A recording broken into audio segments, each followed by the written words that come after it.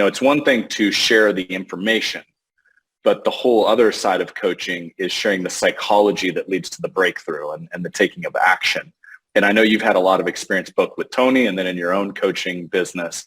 But financial advisors and, they're essentially financial coaches. And so what tips would you give just on coaching in general, or maybe you mentioned on courses and how you design them to get people to take action?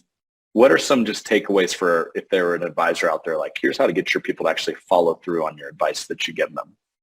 One thing I've learned along the way, and I probably got this from Tony, is that, whatever someone wants to do, whether they want to build a portfolio, they want to change around their finances, they want to work with a financial advisor for many, many different reasons.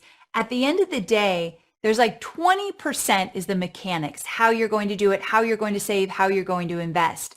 But there's about 80% of the mindset and how they look at money, how they look at their own worth, how they look at their legacy is so incredibly important. And this applies to so many different areas.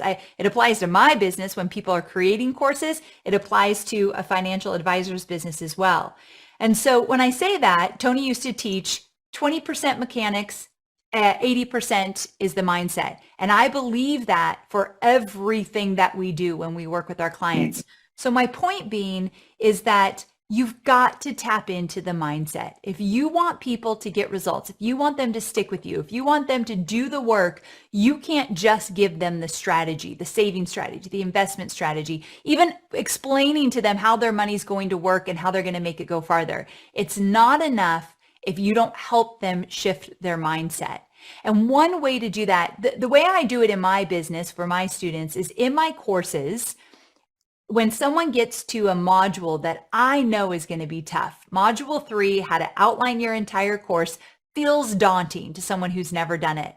So before they dive in, a video will pop up and all it is a pep talk. And I'll say, okay, you're going to get into something you're not going to like. You're going to think you can't do it. You're going to think it's going to take too long. I take all the objections and I put them on the table. And then I remind them why they're doing this, what it means for them. And I future pace them in my pep talk.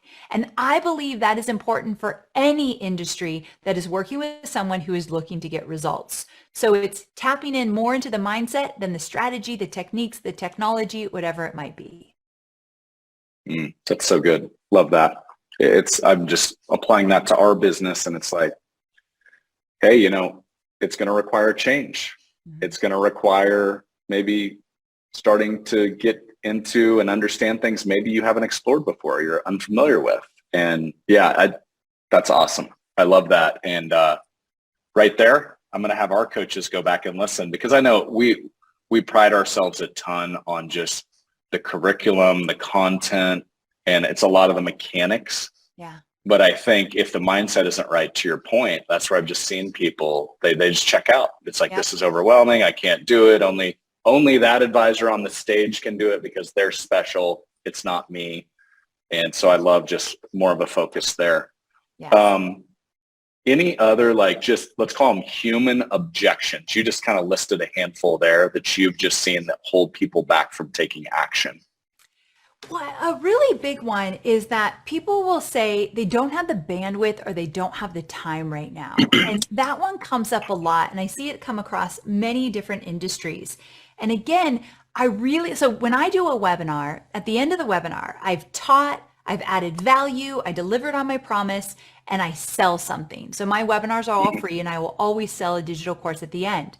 And after I sell it and tell them where to go to buy it, people are still on. They want to ask me questions. They're kind of on the fence. And that's when I literally rattle off every objection that I see come up. Much like what I said in the pep talk, you're putting it all on the table. But the reason I do that is because I want them to know, I know exactly what you're thinking right now. And so one of the ones that comes up a lot is I don't have the time, I don't have the bandwidth. So what I do is exactly what I mentioned. I future pace. So you not making time for it right now, what does that mean for you in 5 years from now? Where will you be? What will that look like? If you don't do this, if you don't move something around, make the time or change how you're thinking about it, what does that mean for you in just a few short years? And we talk about that. And I have people type in, if you don't create your course now to create an additional stream of revenue, where are you going to be in a year from now? What will you be struggling with? What are you going to want to be doing, but you haven't yet? Like, I have them answer that question. And so again, just keep coming back to those objections, but choosing the ones that are most relevant for your industry is the most important.